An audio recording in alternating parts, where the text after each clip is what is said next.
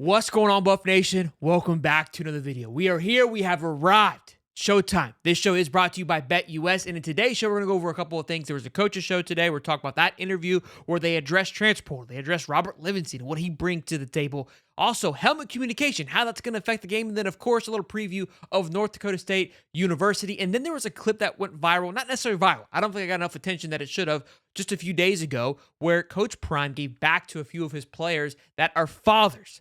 As a father myself, got me a little emotional. Might want to grab yourself a tissue, but before we do any of that, you know what to do. Play my theme music, baby.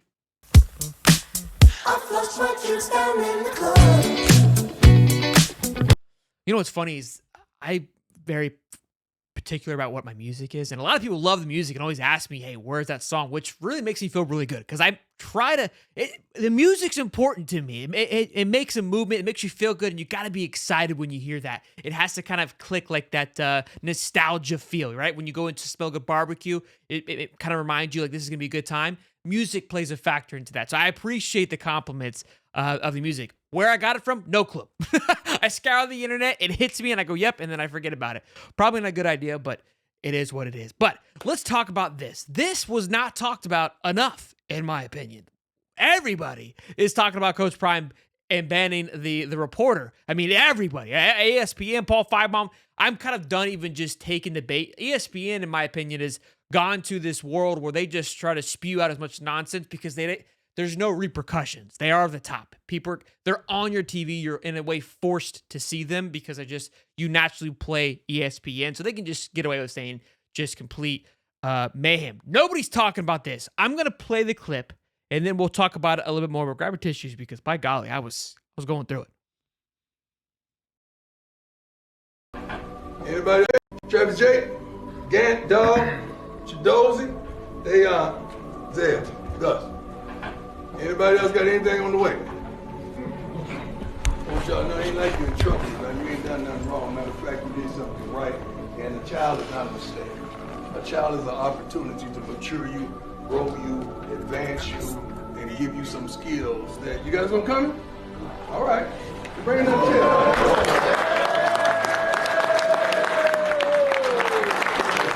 So y'all know how I am about fathering, and you know I would not hire a coach unless he's a great father. I don't hire a coach as a deadbeat. I don't hire a coach that's not taking care of his responsibilities. I would never hire a man that he say he's gonna look after y'all, but he won't look after his. That don't make sense to me. We was blessed. I mean, truly blessed.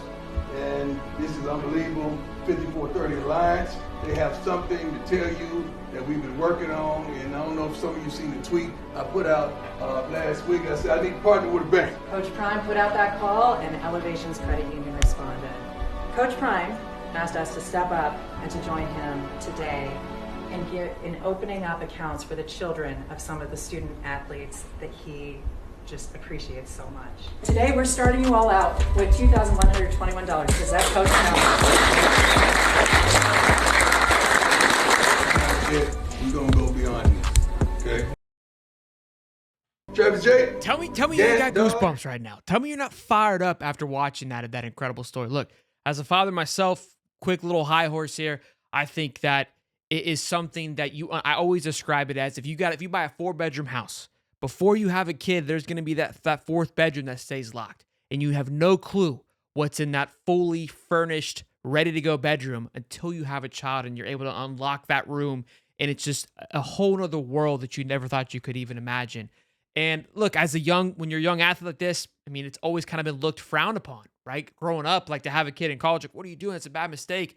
And look, I love how Coach Prime takes, like, you didn't make a mistake. You made a phenomenal decision to carry on life, to be a leader. And we're gonna repay you for that. I think it's incredible, man. It literally makes me just emotional. When it comes to the kids, I'm all in. So it wasn't talked about enough. Again, I think a lot of you probably already saw this, which was good. And I don't feel bad about talking about it again because it is something truly incredible and fantastic. So, pardon me there. I clicked my button there.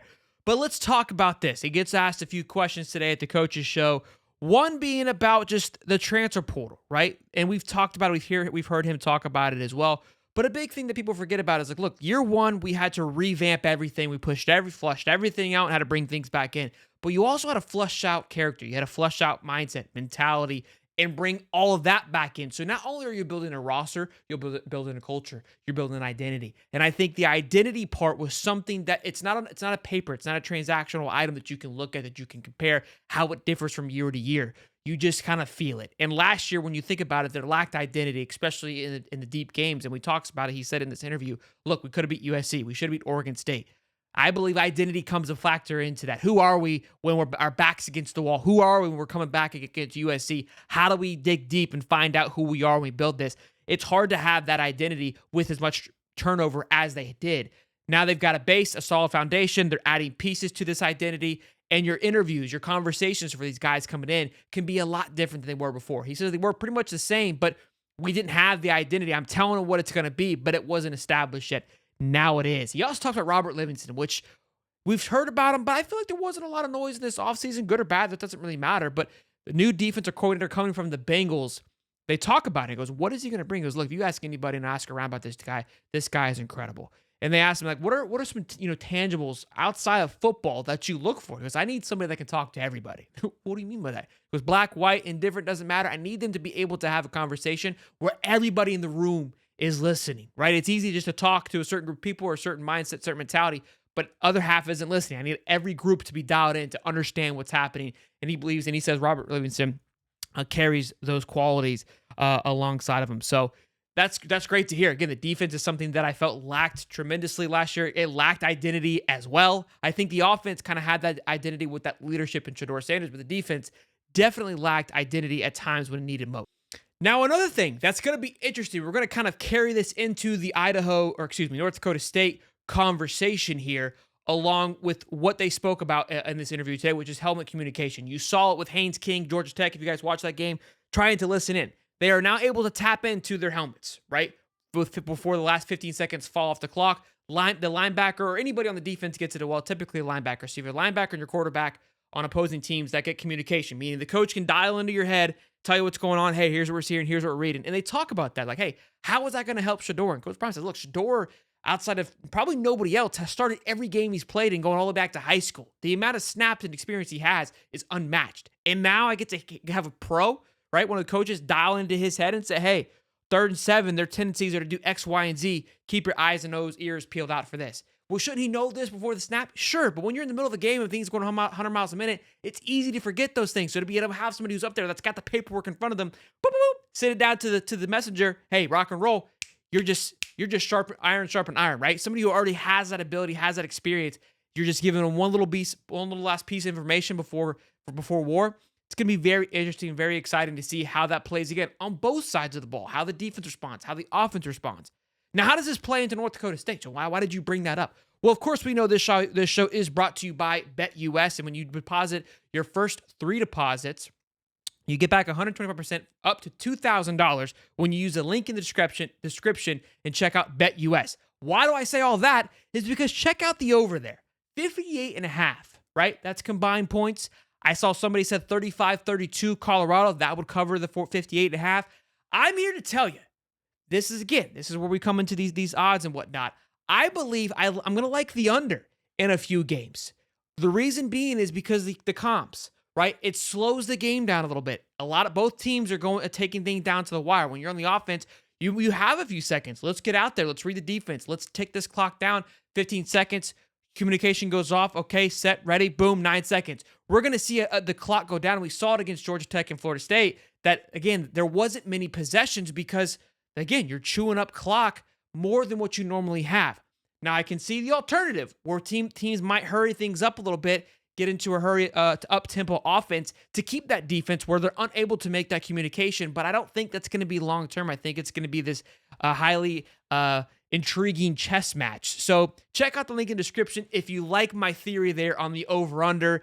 Again, we've got one test subject, which is Florida State and Georgia Tech. And again, the reason why I think it's an opportunity because it hasn't really been thought of yet, right? People aren't noticing it. Vegas hasn't had a chance to adjust to it as well.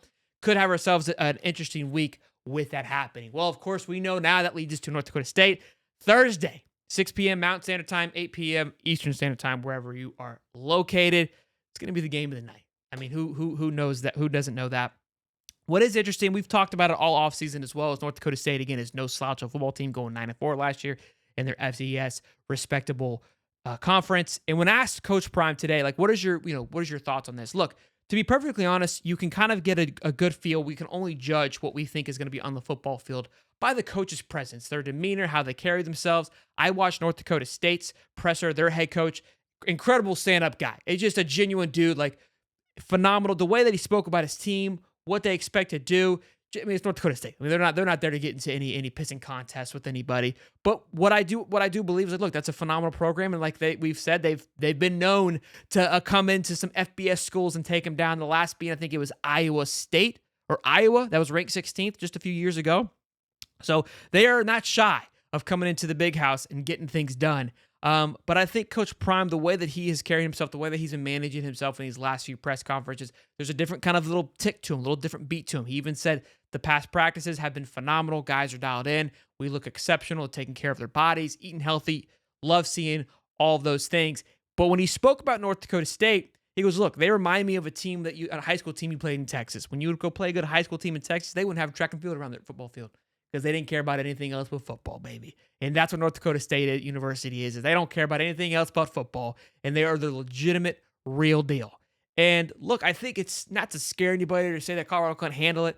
It's just to have some respect for what's going to come in there come Thursday. Look, I still got the Buffs. I think Buffs kind of can hold off and get it done. I think they've done a great job overhauling the defense. Shedeur Sanders, in me, I think, is not getting enough respect on the national media-wise. I think his presence, his experience is absolutely huge. In a world where we have multiple quarterbacks transferring teams, you saw it with Georgia Tech or at FSU, right? Get DJU, supposed to be coming in. He was a 5-star quarterback coming out of high school, highly talented, recruited, goes to Clemson, does okay, goes to Oregon State, comes to FSU, is going to be the next big thing since sliced bread, and he may develop into something great, but has a luster of a game one because he doesn't have the camaraderie, doesn't have the experience, the brotherhood built in, right? And the experience with that football team, and it showed. Shedeur doesn't have any of those problems. And think about what he did last year coming in game one against TCU, not defending, but defending second place. We're finishing second in the national championship game, right? Goes into the TCU's house and gets it done. This year, it's a completely different. They've been building towards this. There's a lot more confidence heading into this game one. Playing at Boulder, I don't know. You'd be crazy not to go with the Buffs, of course. Again, on that over 9.5 is what the spread is, I believe, on BetUS, which there's a link in the description. Hope you guys enjoyed today's content. Thursday, we'll be doing a halftime report, giving you guys kind of ups and dates of my thoughts and perception of the game up until that point. And then we'll probably have a recap afterwards, depending on how late it is. It might be a late game, so that might have to wait till Friday morning. Either way, it's here. It's rock and rolling. We love it. Be sure to smash the like button, subscribe. Till next time, we are brought to you by BetUS, of course. Peace and love, baby.